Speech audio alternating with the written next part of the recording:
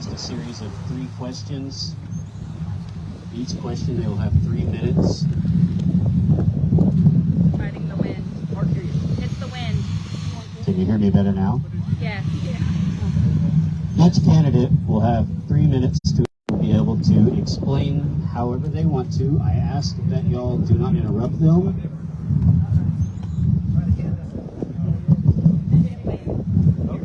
I didn't say for y'all to go up there. You're ready. Should council sit together and full board sit together? So this will be a moderated Q&A. You will not be able to ask questions. I will be the moderator. You will be able to ask questions in an informal session directly after this if the candidates wish to stay. You are not required to stay, but these are your constituents. They will be voting for you. I would probably stay.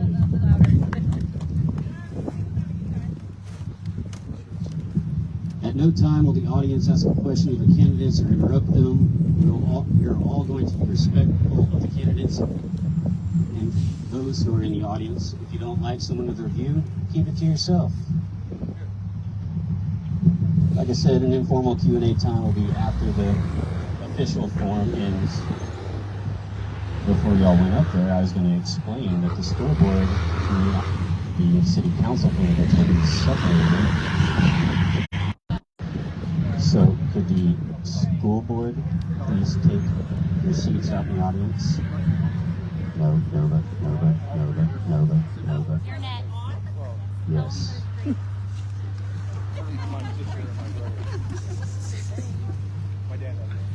I can't. It's windy up there. Y'all like a water.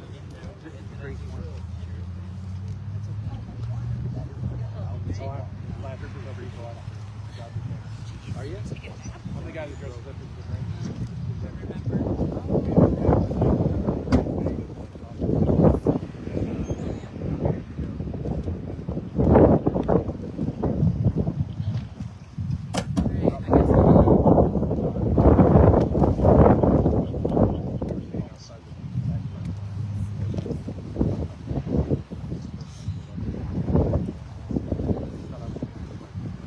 Like I said, you get 3 minutes for an opening statement, 3 minutes for each question, and 5 minutes for a closing statement. So, if you would introduce yourself and then tell us why you're running, you can say anything you want in these 3 minutes. At 30 seconds, I will let you know.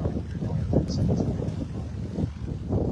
Can you turn up the volume at all? Sorry, I will speak closer. No, I just don't. We'll see what. I think it's all the way up. It's all the way up? Yeah, if you hold it closer, we can hear you. Yeah, closer to your mouth. Grace, if you would like to go first. I knew when you handed me this microphone, I was in the hot seat. My name is Grace White. I have lived in Godley for 6 years. I have come to believe this is my forever home, as my son so lovingly puts it. Godley opened their arms to me, no questions asked. I have so great leadership. I have nothing but love and friendship in this community. And with the current happenings in our community with our local government, I would like to try and infuse a sense of companionship, camaraderie, where we work together to solve problems. Because I have a background in sociology, I tend to look at things a little different sometimes from some people. We need to look at, I use if-then statements. How is this going to affect someone? Who will it affect? What will it cost us? And what does it mean in the long term? What are the long-term costs, particularly for our infrastructure? And to do things like this, we need to be able to have open discussion, be able to discuss the issues with other people and take into consideration their thoughts and decisions and opinions might be different from mine, but they're entitled to them. And there's got to be a way we can work together to compromise on these issues. I'm not on anybody's side.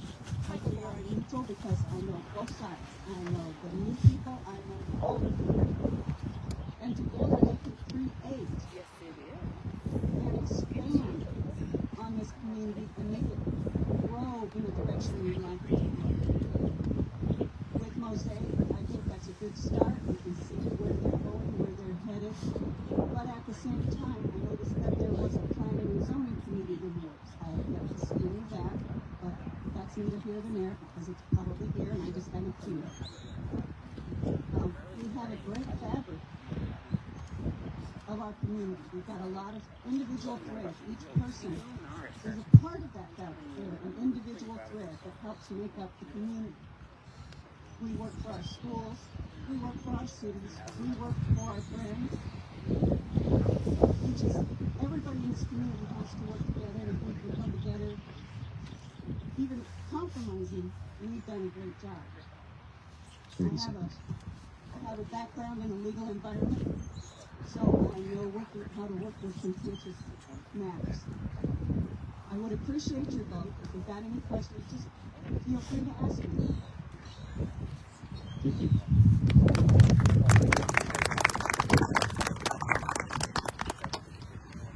Michael, if you'd like to introduce yourself. Hello, my name is Michael Shinatiko. I've been in Godley since 2019. I'm originally from the Northeast. I a lot of the statements that Grace has just made that we do need a collaborative effort to build a stronger infrastructure for our growing community. We need to work with everybody and to move forward. We also need to have a government that's going to be transparent and accountable, and we need our citizens to hold our city council accountable. We also need our citizens to be involved in our government, not just rely on the city council to lead us. Because yes, you may look to us as leaders, but everyone can be a leader, including our businesses, our schools. So I just hope as you need to vote for me, I'm one of the newer people in this community that can bring a different voice, a different perspective, and it doesn't mean that I'm more people that have been here a long time, but I think getting different perspectives and different views to work together and getting all those new ideas in place. Thank you for your time.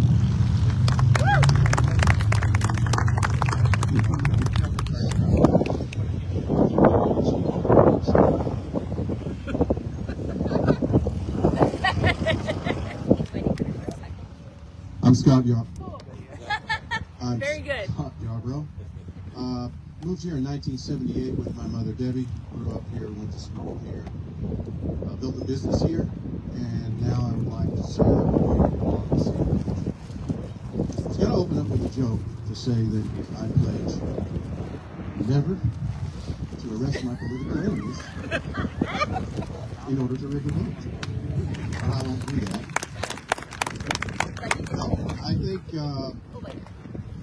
I think there comes a time when every city's, every small town's existence, it's happened everywhere, all over the nation, all over the world, where the people who built the community, the small group who built it, those who should be respected, and those who should, their family names should be respected. But there comes a time when they have to let go, because it just has become a point where it's us versus them. And that's this time in this city. All right, we have a massive amount of growth happening.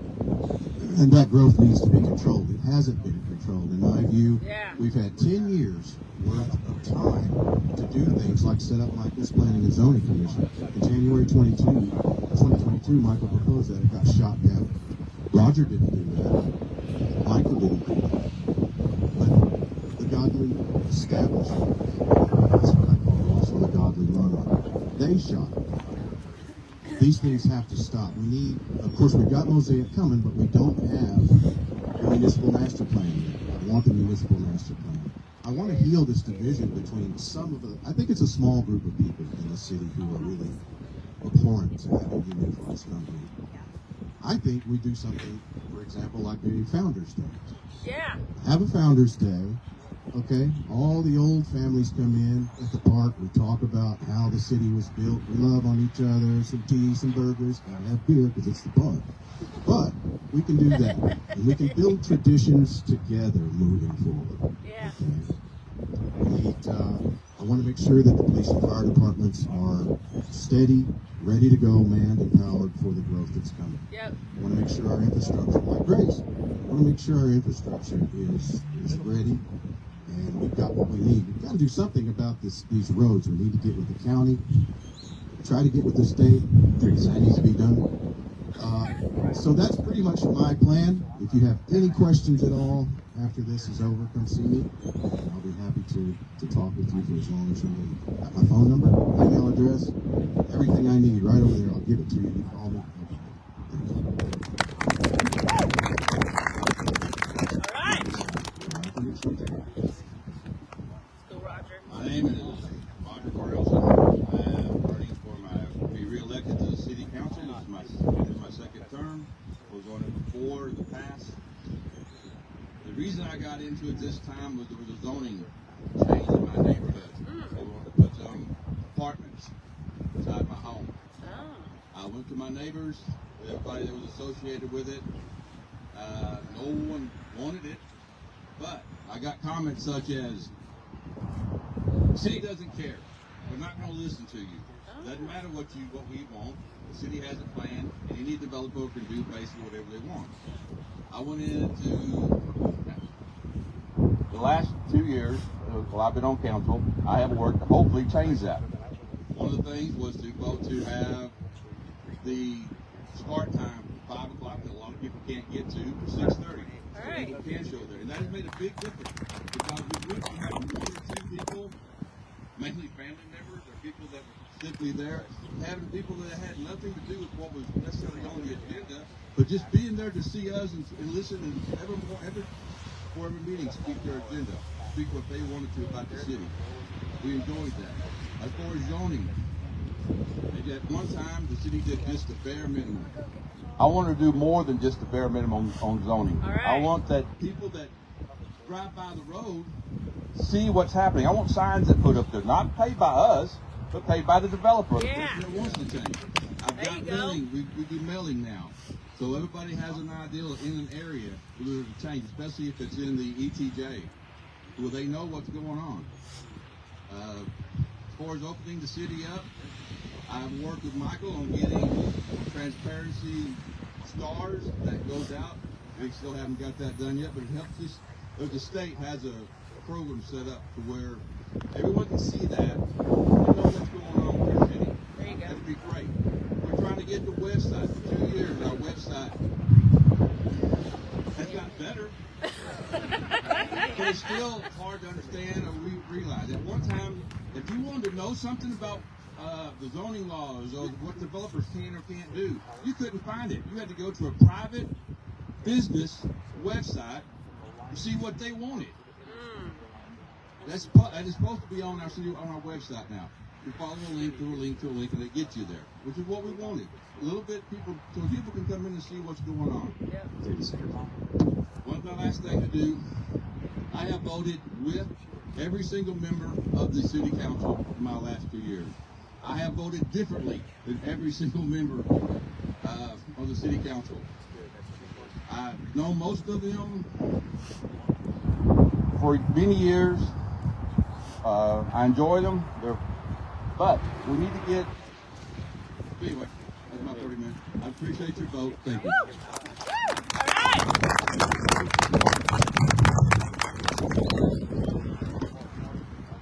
Roger, you gonna keep it?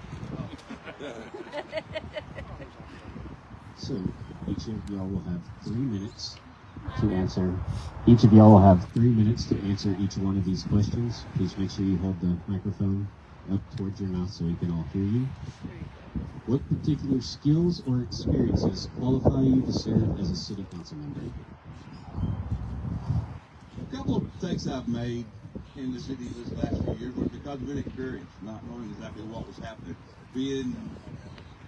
Listening to someone tells me something and not realizing that they weren't telling me everything I needed to know. So experience, since I've already been on it for a year, for a term, is a plus to me. Yeah. Second, I've been in, and I'm a construction superintendent. My business deals with working with people, working with budgets, working with time constraints.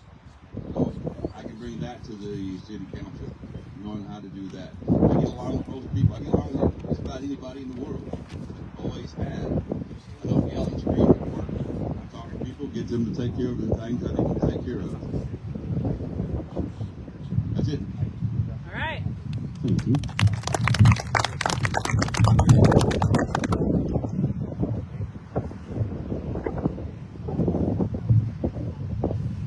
Being a local boy, I've grown up here, etc., etc. And I know this political system like the back of my hand.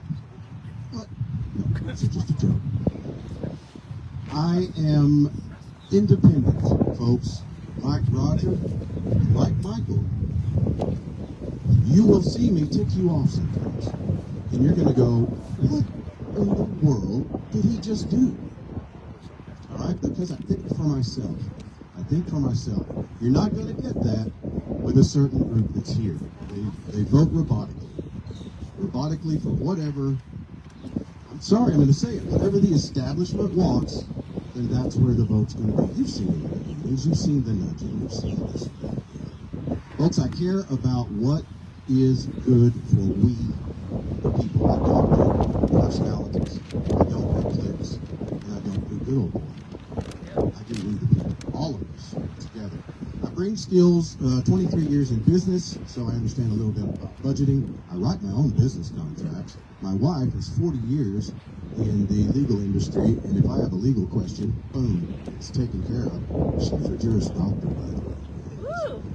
So I have skills, and also I think honestly, what is mostly comes to the fore, and you know, I get laughed, is my degree in philosophy. Now, what does Socrates have to do with running a city, you say? Well, Socrates is the founder of Western epistemology, folks. And what that means is when you do philosophy, you learn to think. You learn to look at systems, and plans, and solutions, and you see where they go wrong. And you see where they don't fit. You see where they're inconsistent. You see where they contradict each other. Right? It just helps you think well. And I think I can bring that to the table. Plus, I'm a local boy. Love me. Right? Just for that.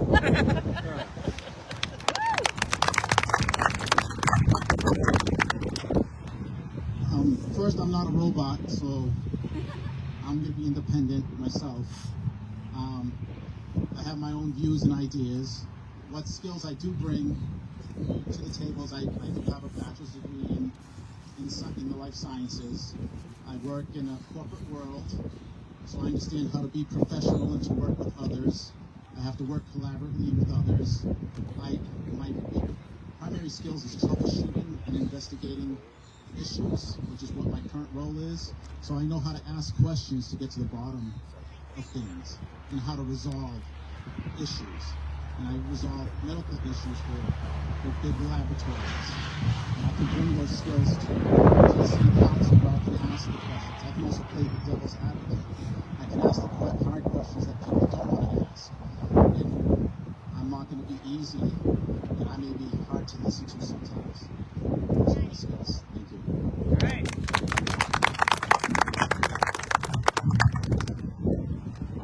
It's all heartaches. I have 20 years experience, at least 20 years in the legal system. And I've worked for courts, official courts, Supreme Court. I've done grand jury, I've been warrant, a 911 operator. All of those gave me the skill to relate to people. I also did maybe 10 to 15 years in the medical field in an emergency room. So I'm used to dealing with a lot of people in difficult situations and helping them work through it.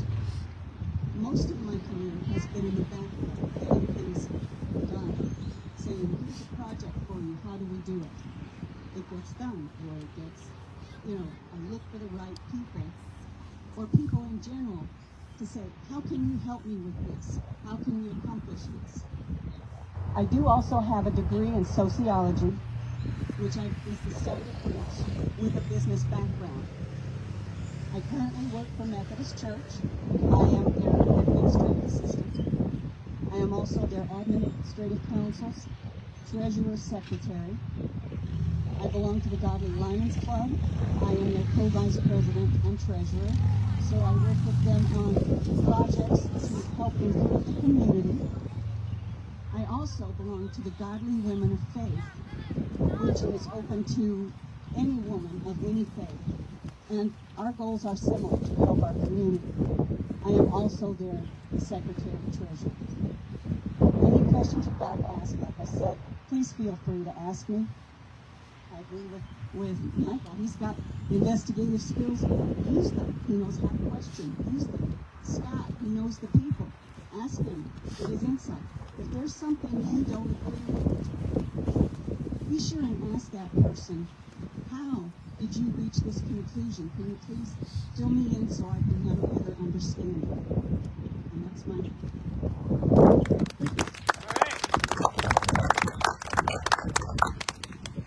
This is going to be a loaded question. What do you see as the current challenges facing the city? The infrastructure. We need something done to bring our infrastructure current to what our growth is. I see that there's a plan for the wastewater. I can understand the engineer's direction that he's trying to put. But I would have more questions is, okay, you've determined this is the best way to accomplish this project of a wastewater plant.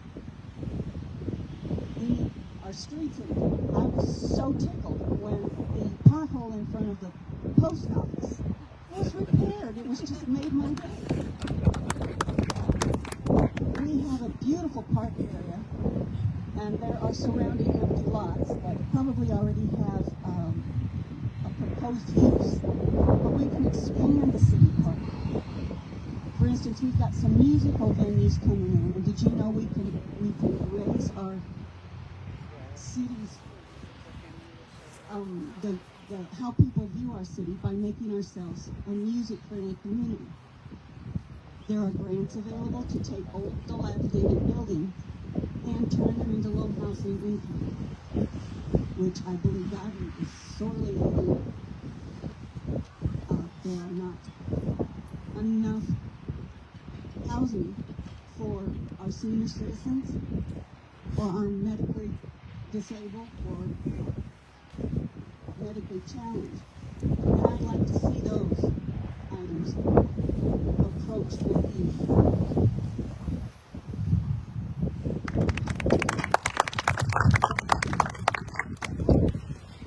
I think the city's facing a lot of challenges. Probably the priority is going to be infrastructure to make this city much safer, especially for our school children, so they can walk to school, get some sidewalks into the place. A lot of the things that Grace brought up are pretty much what I feel needs to be improved on in this city.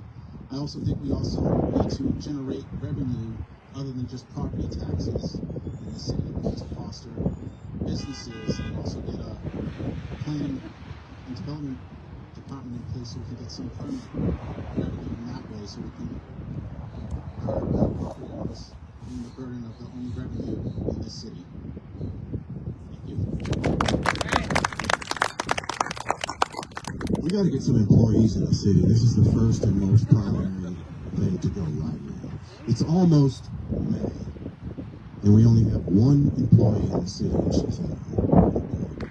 It's not their fault. Not this guy, and it's not that guy, and it's not Jennifer Thompson.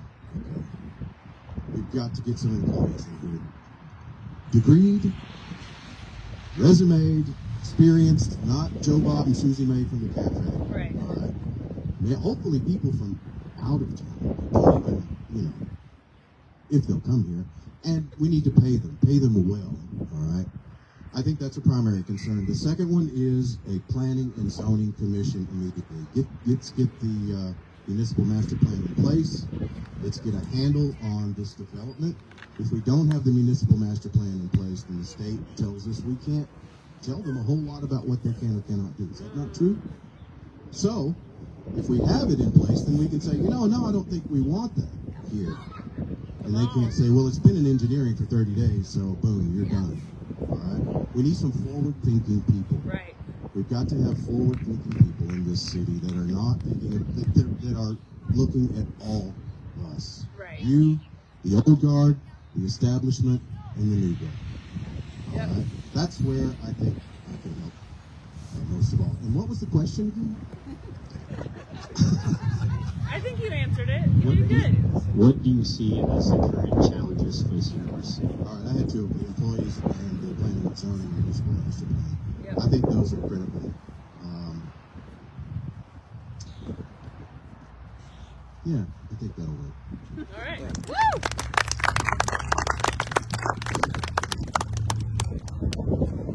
The ideals put for you here, I agree with them.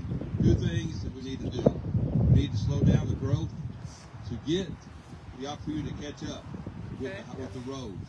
Yep. One thing I would be working toward, and it's came up once before, at some point in time, 917, 2331 are going to become 5-lane roads. They're going to cut through the town, kill it. I would like to work with this highway department on putting a loop around the town.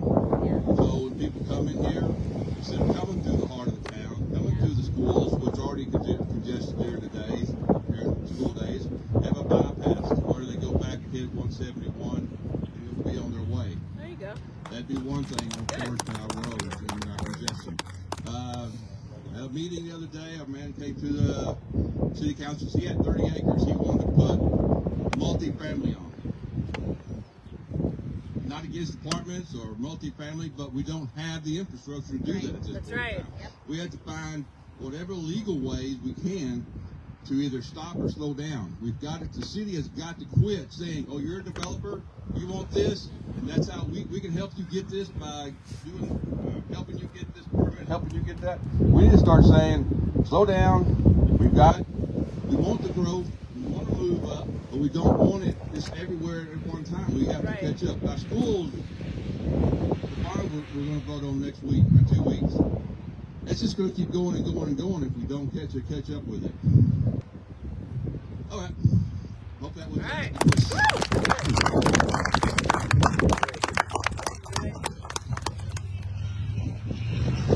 You want very specific items on this question. If elected, what would you hope be the 3 key accomplishments of the council during your term? Number one, get our city council, get our city administration up and running Right. with qualified people. Number two, work on a way to where everybody can know what's going on with our city council. Get the website, get the Facebook page up. When we have a meeting on the website, it tells you we have a meeting. It Right. gives you our first 4 or 5 pages, which A, B, C, D, do all this. The website should also have any and all attachments. So if there's a development coming in, if there's a zoning change, you can go to that, see the map, get out and look at it. So transparency, people getting the right out to know what's going on, be number one. Another thing we want to do is we can all sit down, disagree, and still shake hands at the end of the day. Talk to each other. It's not a them versus that, we need to quit that. And we need to educate ourselves and the citizens on exactly what the ETJ can and can't do in the ETJ. The state and other politicians have really screwed that up for cities. They gave some people some help, but for the most part, it's all for the developers and not for the citizens of the community, of the county or the community. 3 things I want to get done.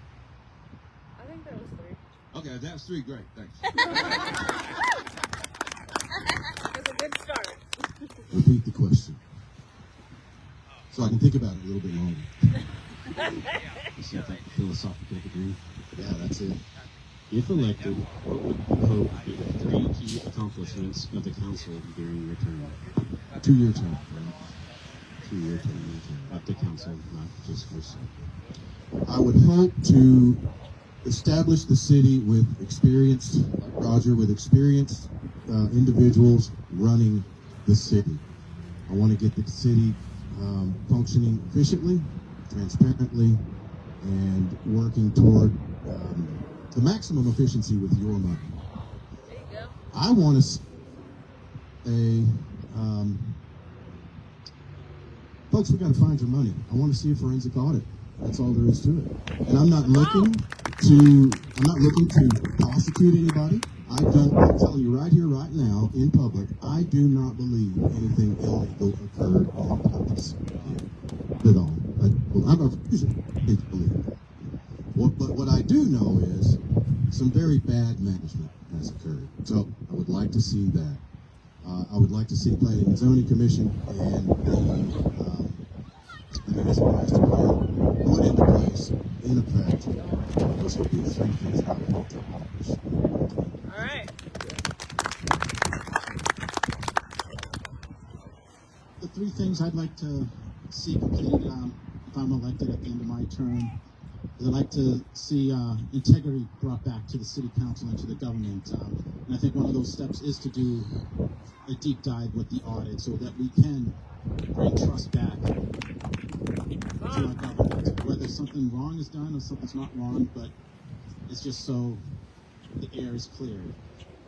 The second thing I'd like to see is I'd like to see us put term limits on our local government, because when someone has too much power or time in positions of power, they can get complacent or do whatever they want. And I personally don't want that, and I hope you feel that way too. And the third thing I'd like to see is I'd like to see an updated zoning plan for the city. I think the last time we had one was in 2007. A lot has happened since then, and I think we need to have a clear and concise planning grid for the city. Thank you. All right. These gentlemen are a hard act to follow. Most of them I agree with, most of their statements. The ones that I don't is because I don't have the information that they want me. The first thing I would like to see done is, in the recent council meeting, there was an item on the agenda that included a code of conduct for the entire council and the community. And I believe that would bring a lot of civility back. Bringing civility back brings back the ability to discuss items hopefully without all this disregard for manners and respect, which I feel I've seen a lot of. Secondly, the planning and zoning. But I'd really like to see the infrastructure at least to start being updated, where we can bring it from here to here, where it needs to be, in a time-efficient, money-efficient manner that we can all agree with what we've done. There are different avenues that we can bring into that would bring more revenue to our city, and as they say, so we can consolidate on the property taxes. I want to see this community back to the community it was when I first got here. People are great. Give them a chance. Look at things from their side. The other thing is with annexation, I believe, if I read the information correctly, the city or the entity itself, the subdivision or the homeowner has to ask to be annexed. And if we get people asking to be annexed or subdivision, we have to make sure that we've got the infrastructure for those things to bring our people fully into our city. Right. I would like to see, and the third thing is that more participation. I expected a much bigger crowd today. I'm appreciative of the people that are here, but we need to have more people involved so they know what's going on, so they don't have to depend on a rumor for this or a rumor for that. Yeah.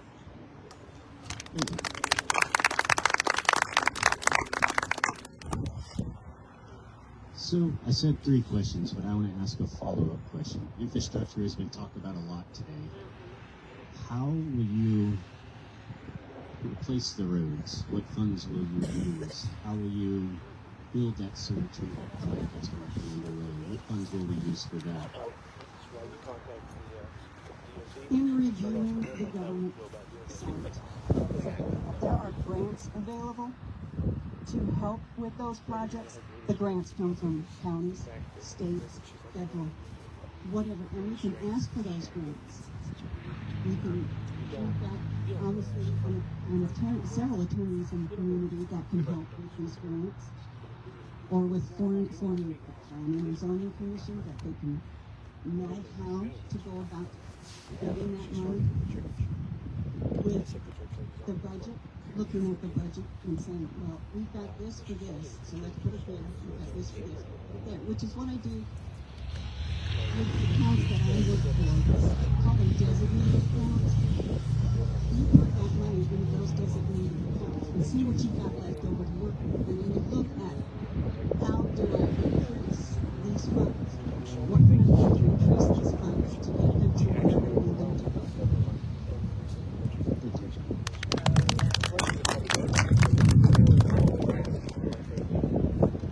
There's several ways we can get infrastructure funds. One is grants. We can apply for grants.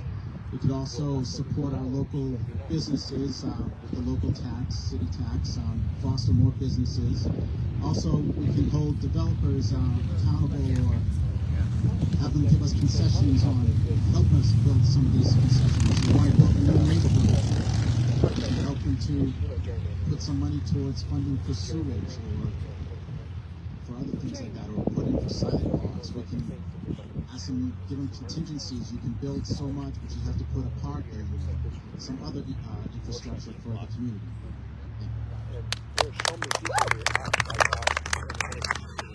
I choose a designated champion for my question, Michael Poppins. I frankly don't know the ins and outs of the budgetary issues, folks. I don't. But that man right there, I know, is going to be a mentor to any new city council person elected, and I know he knows his stuff. This man too. Welcome. Like Grace said, maybe there are grants. I don't know. As far as the roads go, it seems, as far as I understand it from working with Mom for many years on this one, Tech Stop controls, you know, the highway system, and the farm and market roads may be county or state, I'm not sure which, but we need to try to work with them to get something going. Like Roger was saying, that's what a brilliant idea. I never thought about that. That'd be great. Let's work with the state and the county where necessary, where we have funds to build our own stuff, then we've got it. Let's put it there. Right? I can't see how this city is not brimming over in its coffers. With you folks, all you new folks here, this tax money coming in, that money is somewhere. I don't know where it is, but you know, it's somewhere. And so that's the best I can tell you right now on those issues.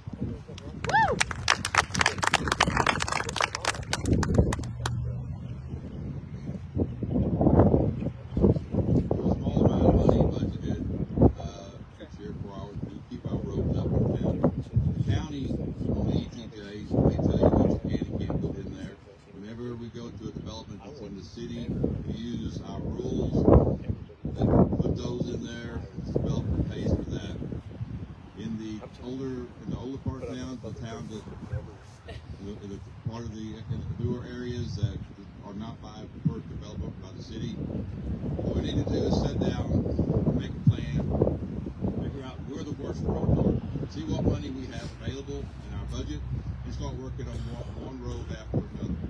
If there's a road that the city is constantly working on because of sewer water problems, don't fix the road, fix the sewer water problems. That ought to be the road first, and then fix the road.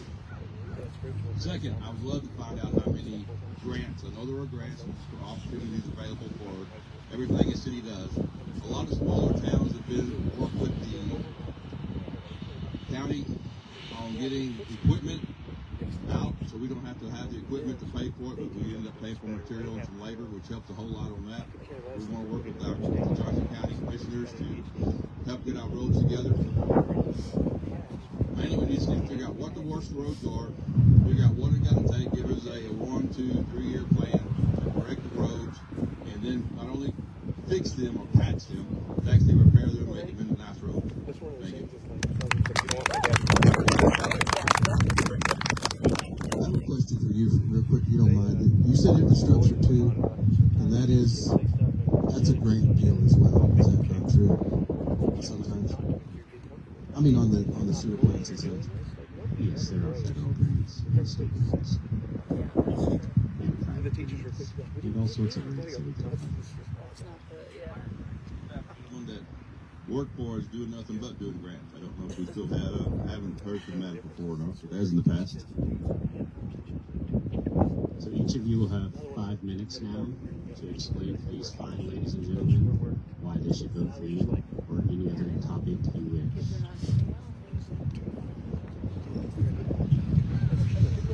Vote for me because you can tell I'm a great speaker.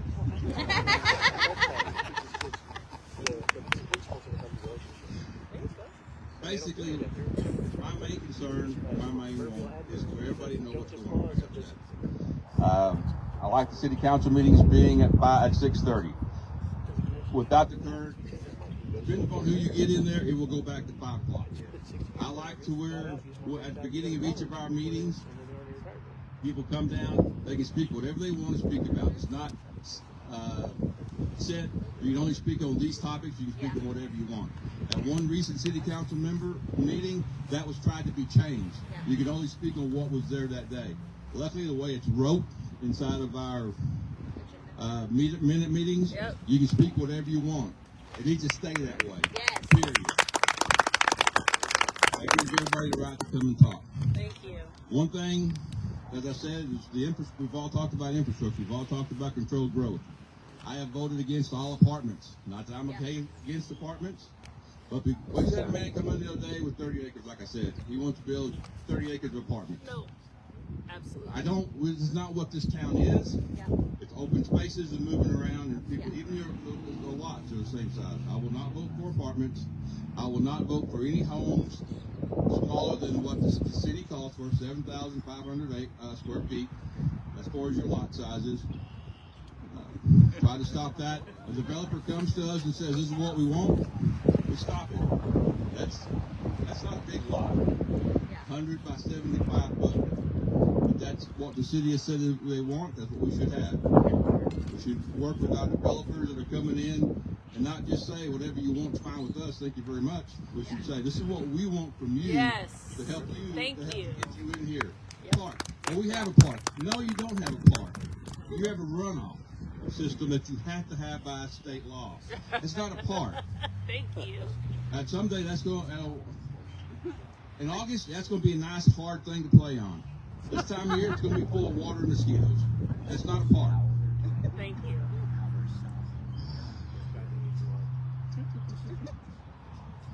Well, you dance pretty good. I wish I did have some rhythm. But I would appreciate your vote, sure. I enjoy being on the city council. It gets exasperating some points in times, but I do feel progress has been made, and I do feel I make a difference on it. Thank you.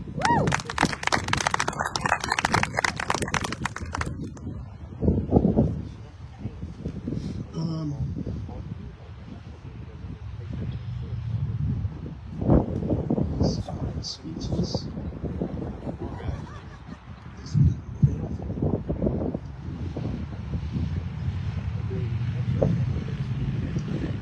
Folks, independence is key, in my view, in this particular election cycle. Independence from any particular social group or from any particular social group. I didn't want to come here and necessarily run anyone down, but I'm going to tell you, because it's too close, I'm going to tell you, if you want to vote for the establishment monarchy in this town, and you know who they are, they're A.C. McGehee, Jan Whitehead, David Ham, and David Williams. Those are the people who are the mayor's team, okay? People say, there's no teams. Come on, folks, okay? This is the time where the small town breaks itself from those who feel themselves as the divine right of kings, Okay? And they rule, and we are nothing but unwashed plebes. Okay? Now, I know that sounds harsh, and I know that sounds negative, but folks, someone was arrested Yeah. on a charge that the district attorney of Johnson County laughed out of their office. Yeah. For one reason, she was arrested, and that was to rig a vote so that those individuals could remain in power. There is no question that that happened. I've known those people for 40 years or more, folks. I thought I did. It still gets me mad. It happened on February 7th. All right? I swear, I will never do that to you. If you turn out to be my political enemy, I'll love you anyway. Right? Okay. Next, some positive aspects. I'm going to tick you off once in a while, just like Roger, because I'm going to think for me. What I'm going to think for me is what is in the best interest for all of the city, everyone involved, for the monarchy, for the old guard, and for the new guard. What's best for all of us? That's where I'm going to go. James Pribble was best for all of us. That's why I supported that. I got in trouble with the Gen crowd on it. And I got in trouble with the AC crowd because at just about every city council meeting I called him out for what he was and what he did after February 7th. Right? To me, that accomplishes my February 15th promise to you. I don't do personalities, I don't do clicks, and I don't do bitter blocking. What I will do is lead the people, all of us, together. I think that, the things that I've said here, infrastructure issues, transportation, sewer, forensic audit to find out where your money is. Again, not to prosecute anybody, not for revenge, but just in order to find out where all the money is. Independent thinking, municipal master plan, and a Founders Day. Let's have a Founders Day. Let's go hug on all those old guard folks and see if we can't heal these divisions in here and build new traditions together. All right. I'm asking for your vote because I want to see this city move forward and to heal its past wounds. Also, vote for me because if you want integrity and honesty and someone who's not going to BS you, vote for me. I'm going to tell you the truth. If I don't have the answer, I'll look for the answer. I'll tell you, I'm not going to have all the answers. Yeah. I'm like most of you. I have a full-time job. I work. I know how it is to work every day hard. I work 2 jobs. I support a family. So it's not easy, but I want to see that our money is used well. Additionally, vote for me if you want to see developers held accountable and to help build our city with a better infrastructure and to accommodate Yeah. Thank you for your time.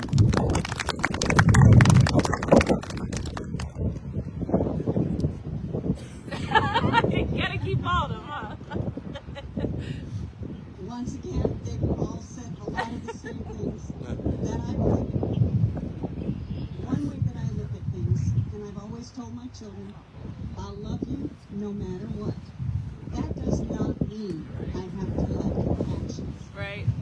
I hold that same attitude with everyone in my life. Everybody I meet, everybody I interact with. I like you. I enjoy you. But that does not mean I have to like your actions. Right. If you've done something, or I feel that it's one friend I asked recently is, what have I done to offend you? Please tell me so I can correct it or explain it. If I feel I'm in the right, I will explain it. If I'm in the wrong, I'll accede and say, okay, you're right, maybe I can do that and I need to change it. I try to look for different avenues, different solutions. For instance, currently I'm attempting to set up an Alzheimer's support group. I've contacted outside interests, and then not just through the church, to come in because I feel that that's something this community needs. So even if I'm not a part of the council, I will still work. for this city and bring things to it that I feel need to be here, people that need to be supported. And I'd like to ask for your vote in helping me accomplish those goals. Thank you. Yeah, we'll give a round of applause for that.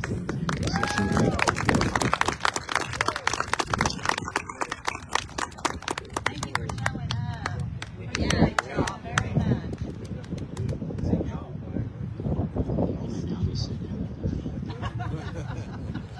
So who do I get to hand the torch to? I'm going to be loud. Today is my mother's birthday. So I would like to sing her happy birthday because she doesn't like it, but I do. Happy birthday to you. Happy birthday to you. Happy birthday, dear Grace. Happy birthday to you.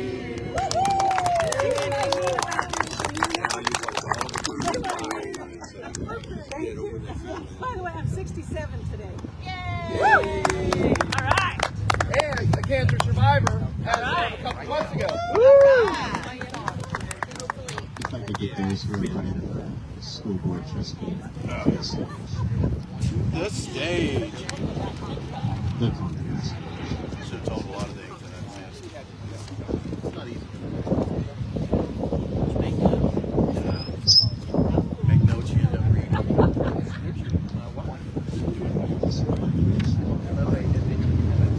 I don't know.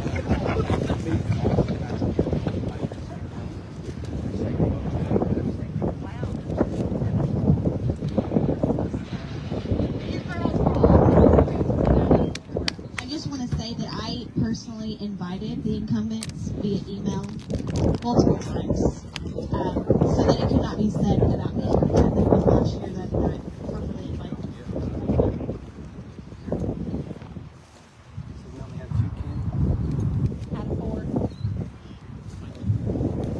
That's all I'm going to say. So, same rules. Kayla, if you'd like to go first, you have 3 minutes. Good, I guess, afternoon now. My name is Kayla Lane. I have been in Godley for 4 years. My husband and I, Kyle, we've been married for 13 years.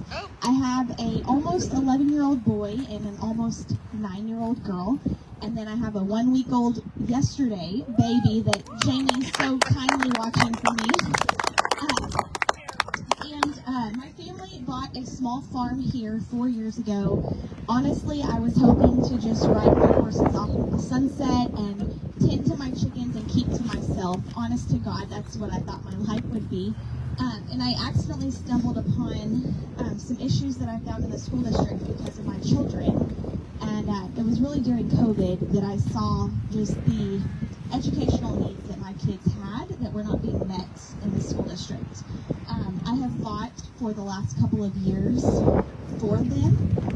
Last year I did withdraw my children and I am homeschooling them with the co-op here in town that I also helped bring to this town. I found Miss Sissy Hardcastle, and I helped bring this co-op to this town because it was much needed. A place where children who are struggling, who don't fit into the square hole, and they might be a round peg. And so that co-op has been amazing. It's busting at the seams with kids that just need a little more support and have a little more educational needs. I go to Open Door Church in Burleson. I'm on the worship team there. I'm also on the women's leadership team there. And I've been involved in the city since December 2021. And what opened my eyes to the city, I'm not a city resident. I do live in ATJ. But what opened my eyes was when a tiny lot development was being planned literally right next to my property. And 4,000 square foot lots. And I'm sorry, there is just absolutely zero need, in my opinion, for 4,000 square foot lots. So I showed up to the city council meeting and I spoke out against those tiny lots. I have been fighting for freedom of speech in the school district for a little over a year now, and it still appalls me. It's 3 minutes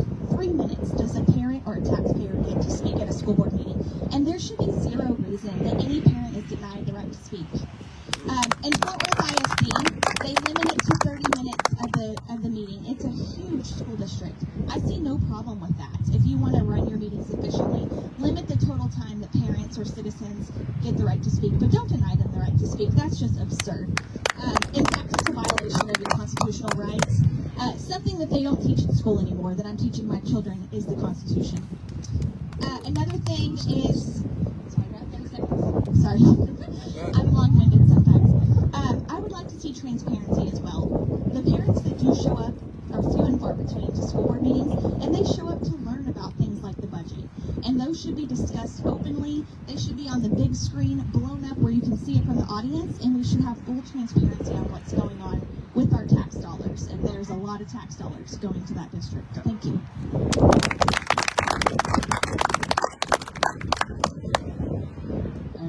I have to have a speech written or I'll be gone forever. So, I want to thank each of you for coming. My name is Nova Olson. I'm running for Godley ISD School Board Trustee. I've been married to my sweetheart, Scott, for 32 years, almost 33. I have five grown children and 7 grandchildren, hopefully more are coming. I'm a registered nurse. And my husband and I also are crazy and we foster dogs. Which out here, you guys are wearing me out. Anyway, so I believe children need strong, reliable leadership in education. Naturally, the first and most important leaders are parents. Amen. Parents are best equipped to make decisions in every area of their child's life, including education. Where educators and administrators once valued and respected the parent's voice, they have over time methodically implemented curriculum and policies that insidiously replace parental roles. Last year, I ran across a sign, something I saw online, but held by a mother that I absolutely identified with. I do not co-parent with the government. Parents' voices should be first, most important, and final. The educator and school administrator roles should be to facilitate core education in reading, writing, math, and history, and not a rewritten history, but a true and honest history so we may truly learn from our past. Our schools should make every effort to be transparent. Transparency of curriculum content, detailed spending, salaries, as well as concise student performance data. Information should not be hard to find or understood by parents and taxpayers.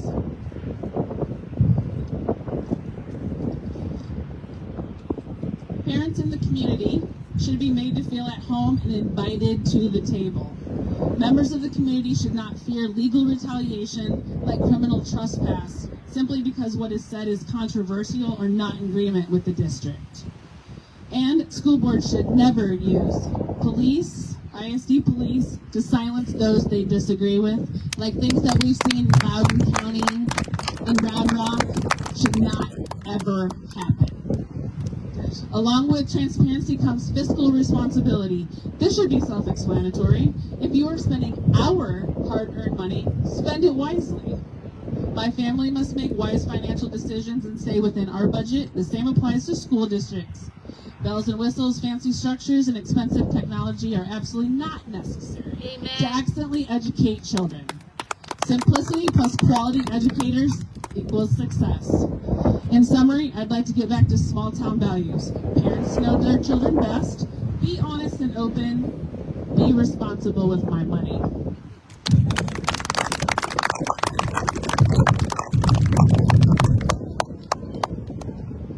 You have 3 minutes to answer these questions. What motivates you to be a school board member? My main motivation is what I've seen. Obviously, my children are grown. I have 5 children. My last child, we were in the Eagle Mountain Saginaw district, and I saw so many difficulties that by the time my last child was a sophomore, I said, that's my last year. I'm not gonna deal with this kind of politics, with this kind of nonsense going on in the schools.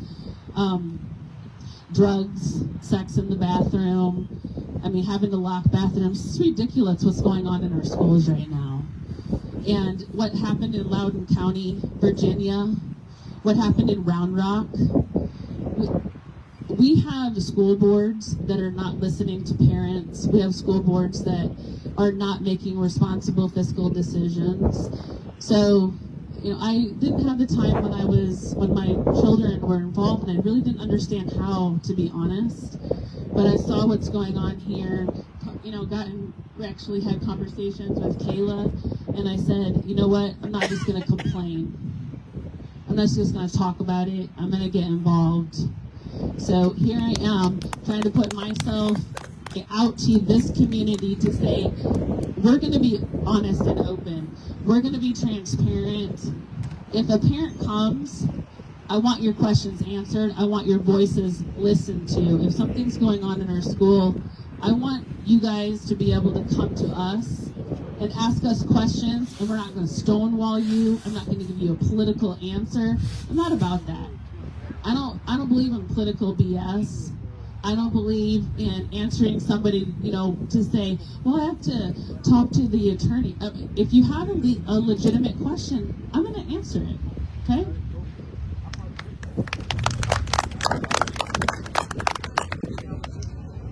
So I am a member of the SHAC committee. For those of you that don't know what it is, that's the School Health Advisory Committee.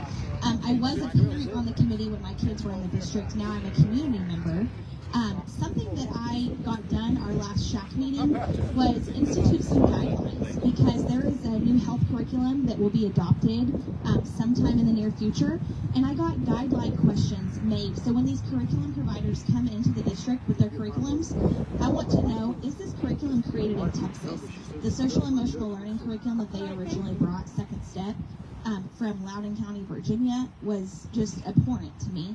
I want to see curriculum that aligns with our values. Texas is different for a reason. There's a reason people are moving here, and I want to see curriculum from Texas.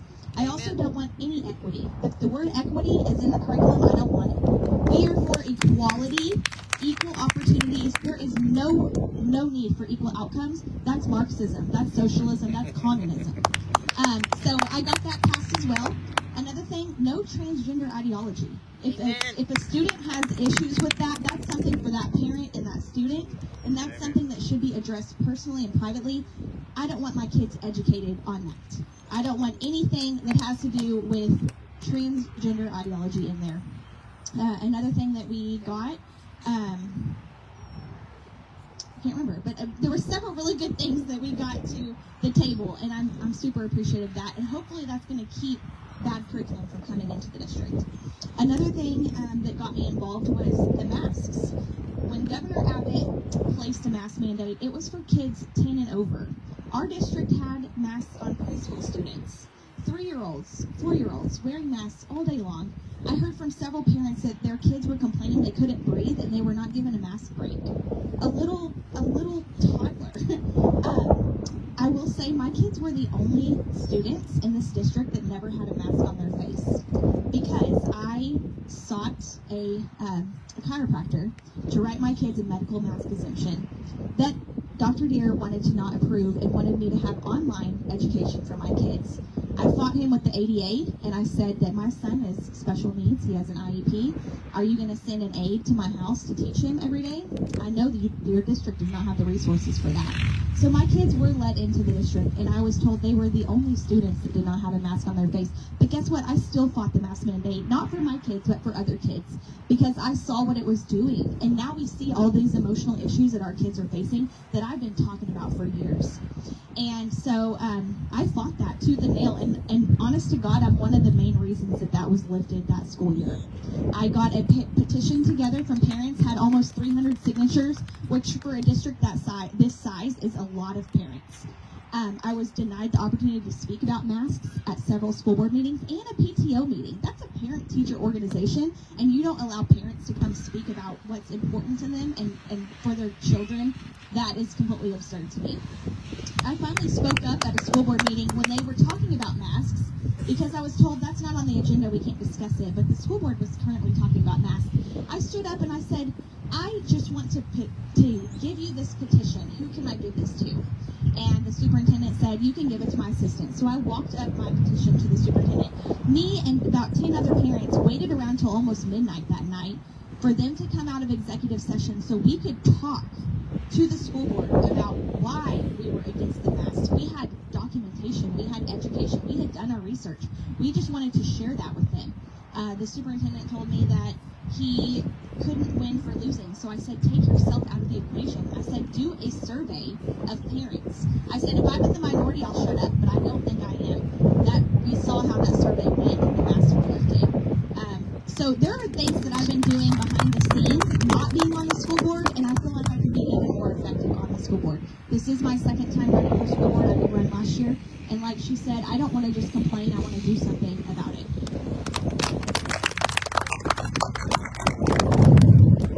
There is two parts to this question. What are 2 to 3 strengths of which our district can be proud? Why do you see these as strengths? And what are 2 to 3 weaknesses of which our district can improve? Do you have a plan on how you'd like to improve those? If so, how? A strength that I see is really good involvement in sports.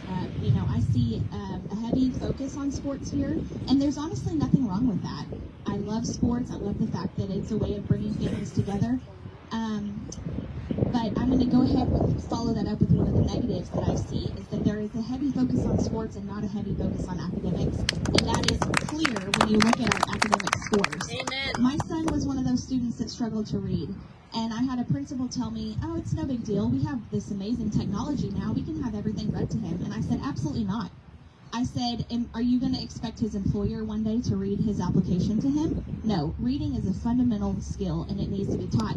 And I was told there are high school students that can't read and that have things read to them. And my jaw literally dropped to the floor. And I said, and you don't see anything wrong with that?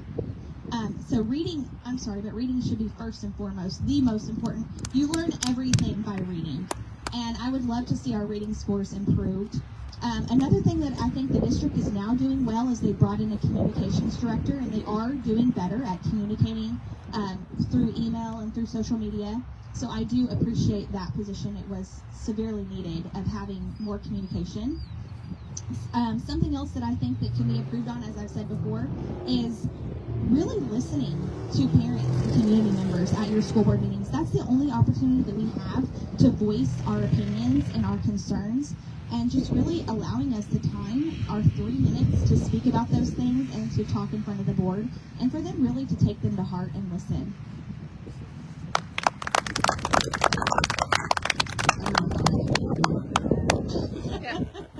That's okay. You took my hand. Obviously, I've heard it said, if you want your child to excel in sports, Godley's a great place to be. And I'm with Kayla. I love sports. I've participated in lots of sports. I'm coaching. I've been a soccer referee. I played soccer. Heart breaks my heart. I can't play anymore. I love sports, all sports. But with our academics, I would rather cancel every single sport if we need to, right? To write what's going on academically. If that's what we have to do, let's cancel every sport. And I don't want to do that. I don't want to do that. But if we have to get in and we have to rewrite the story by saying we got to start over and get our academics in and get those number one, I think that we set a good example about what's the priority for the kids that are coming up through this district.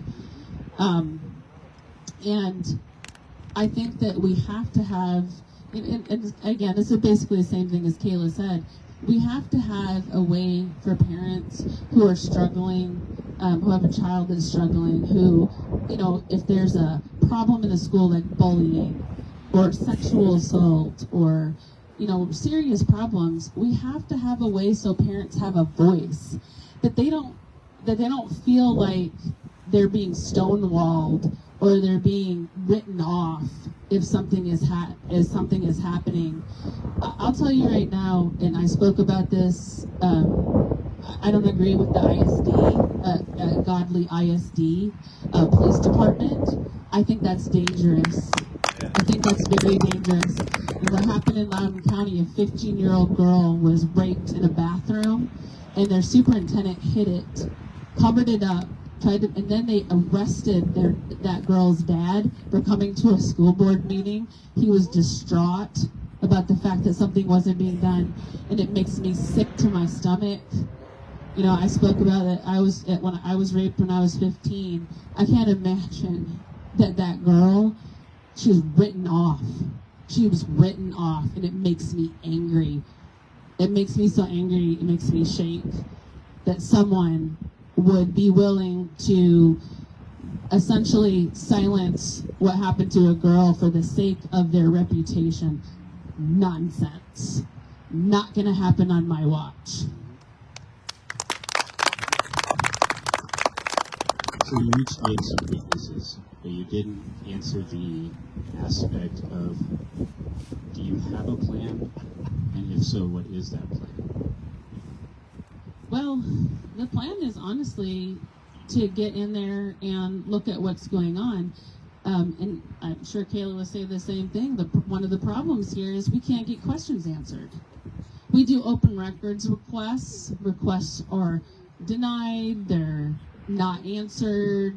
You know, we kind of the same thing that's going on with our city council in a way.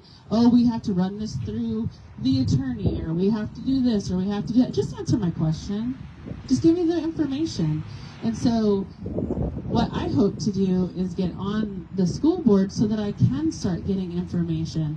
That if a parent asks me, I can say, well, now I have access to, which is, we shouldn't even have to get, we shouldn't have to get elected to a school board to get that information. But if that's what I have to do, then that's what I'm going to do. Sometimes I gotta take a scab off a festering wound. I'm sorry, I'm a nurse. I apologize if that's a little yucky for you guys. We gotta clean out a wound. Sometimes it's painful, it's difficult, you know. So I think my plan is to find out the information that maybe I don't know. I'm not sitting here telling you I know all the information. What I want to do is find the information so that we can start doing some things to actually affect change.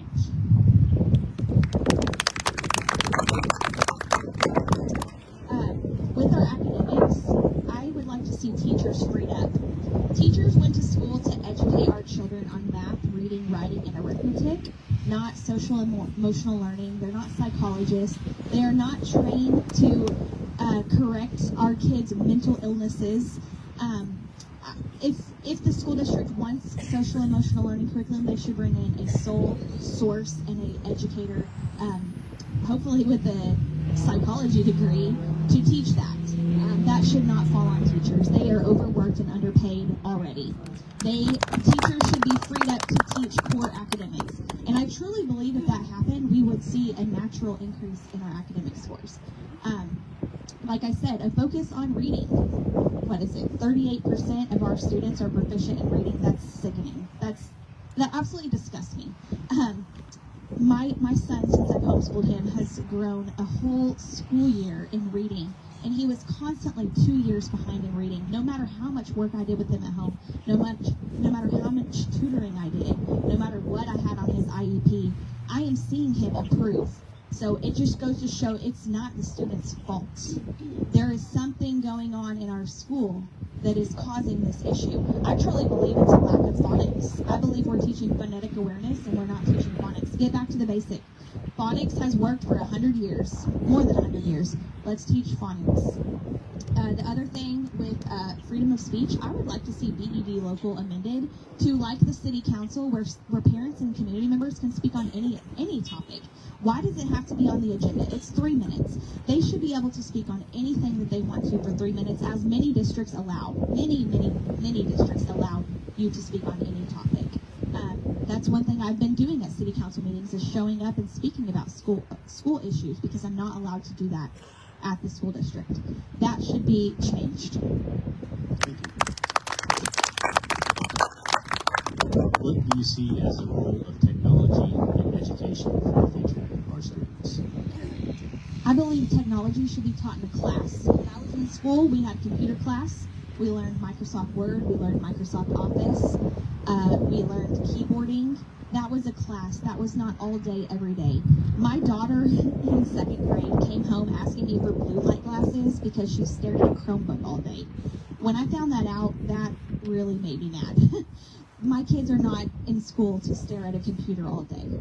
And I truly believe that's one thing I appreciate about this homeschool co-op is everything is done with pencil and paper and textbooks. And I believe that's how students learn. They do not learn on a Chromebook. So I believe that that should be reserved for a class and not all day, every day. And I believe that if you look at the scores and the heavy technology uses across the state, you will see as technology use has gone up, our academic scores have gone down. And the online STAR test, I know there's nothing we can do about that, but legislatively I'm part of Families Engaged and we are working to have that taken care of. But online STAR test is just disgusting. People need to be able to write pencil and paper, especially math problems. How do you do math problem and write it out, show your work on a computer? So I believe technology has a limited place in academics.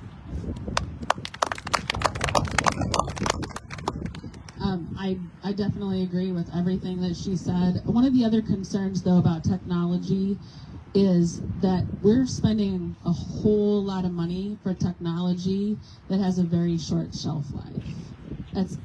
That means that if we buy it now, it's going to become obsolete, it's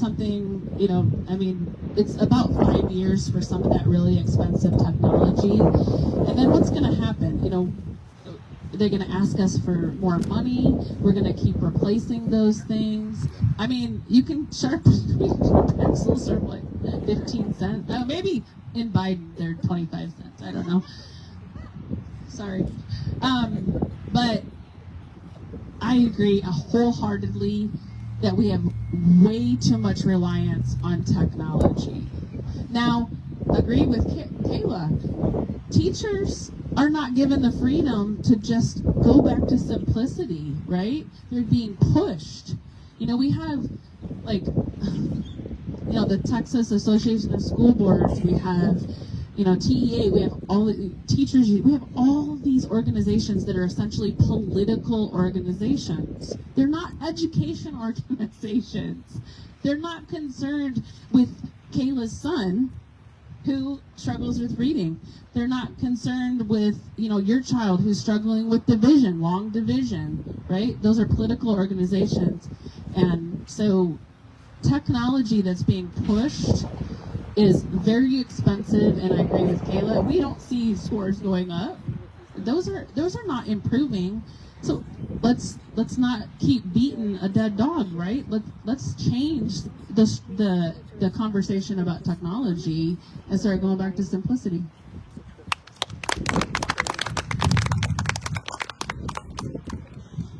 I want to ask one more question without bashing or praising the bond.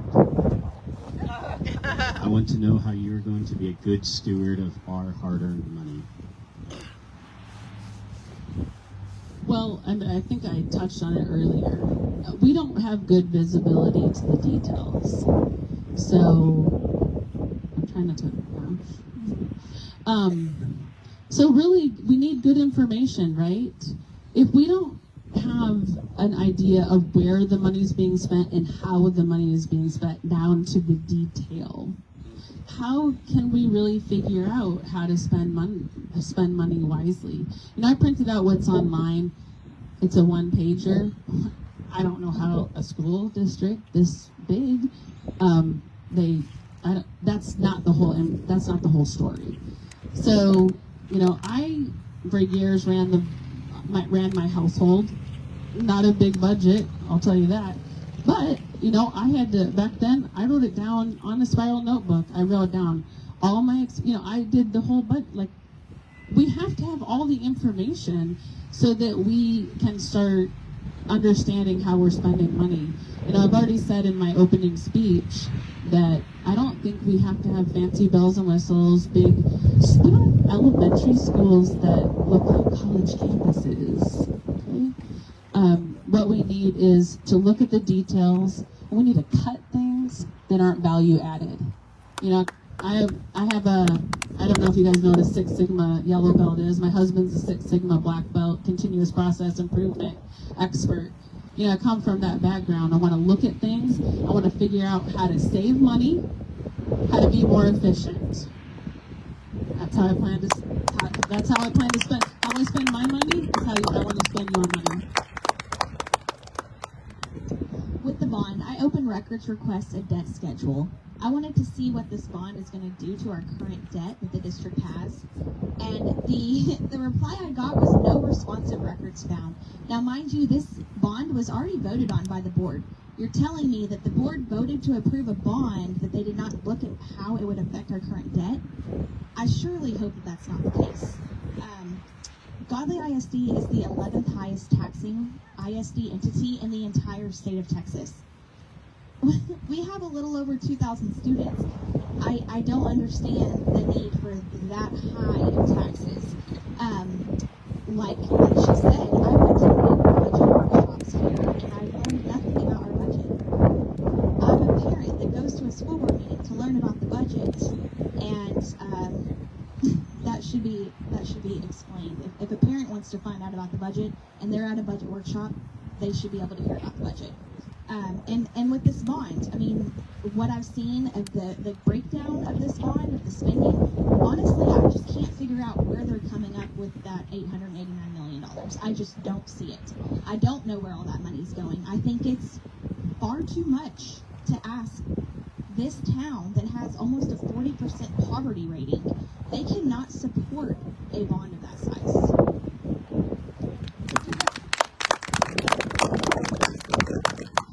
Each of you will now have 5 minutes to tell us why we should vote for you.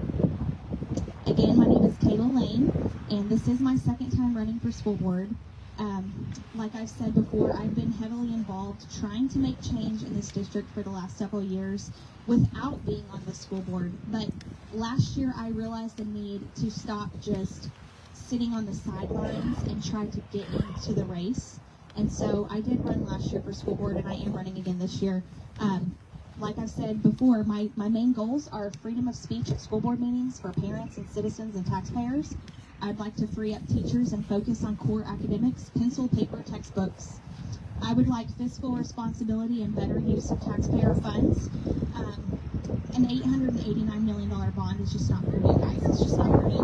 I would like transparency. The current board hides a lot of things in closed session that I believe should not be done in closed session. I would like to see more things discussed in open session. For instance, the last school board meeting, they went into executive session, they came back in and they voted to approve purchasing land, and they didn't say where that land was. So, I mean, there was very little transparency on what they had just voted to approve. Another thing is I would like to see parents not afraid to voice their concerns. I can't tell you how many parents come to me. My inbox is constantly flooded with parents saying they have concerns, but they are afraid to go to the district for fear of retaliation for their kids. And retaliation is a real thing, y'all. My daughter saw it in 2nd grade with her teacher when I was running for school board. So retaliation should be a thing of the past. It's not these kids' fault. There should never be retaliation going on. And at the end of the day, we are all free thinkers. We are given that right in the Constitution, and we are not going to agree on everything, and that's okay. We don't have to have a unanimous vote across the board like we see at every board meeting. It's okay, like Roger said earlier, to vote no on some things. I would like to see independent school board candidates that are not afraid to vote no and that don't just rubber stamp everything that comes across the table. Thank you. So, essentially what we've been seeing going on is a changing of our culture by getting at our children. Okay? That's what happens in other countries that institute a Marxist or communist ideology. They start with the minds and hearts and minds of children. We're seeing pornographic material available to children, grade school children. Okay? children can't unsee pornographic material, okay? We have got to get a handle on the type of material that's coming in. We have a responsibility to protect these children, okay? Never. I don't even care if it's a senior. We do not have any place having pornographic, sexually graphic material available in our libraries, okay? When you get to be 18 and you're out of school and you want to make foolish choices by exposing yourself to pornography, I hope that children don't. But we're not going to have it in our schools. We're not going to have transgender ideology. We're not going to have people who come in and do drag shows.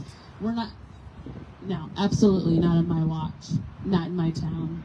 We're going to protect children. We're going to make them a priority. Okay? We're going to make sure that academics is taught in our school. We're not going to socially engineer them. We're not going to gear them towards a Marxist society. And, if that happens at other school districts, that's on them and their parents, but not here.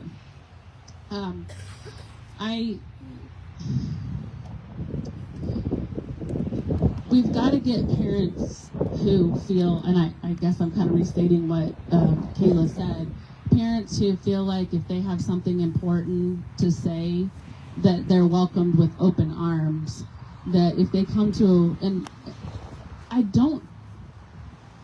I understand that time limits are important so that we can get business done. I do understand that. But I think if a parent is concerned, they have an issue, and they come to a school board meeting, that they should be, I think a school board member should be willing to answer a question.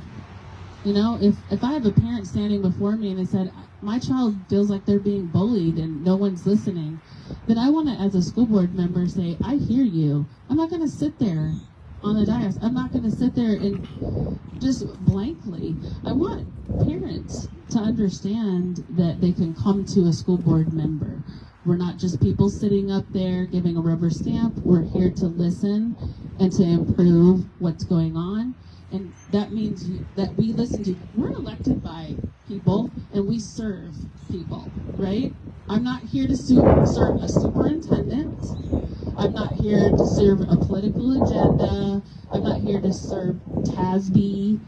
And we, guys, I think Kayla would agree, we've got to get away from that. There's some schools that are starting to move towards that. We have got to get away from those organizations that are pushing ideology that we don't agree with, that we don't want here, okay? Small town values, family values, listening to parents, protecting kids. I'd like your vote if you agree.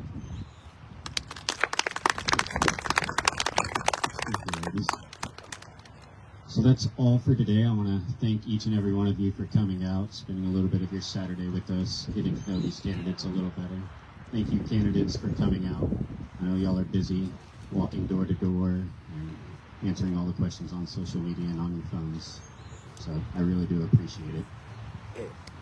I also want to thank Miss Yarborough for letting us use her facility, and Woody's and Floatable for letting us use their chairs today. You may now talk to the candidates of your choice and tell them how you dislike them.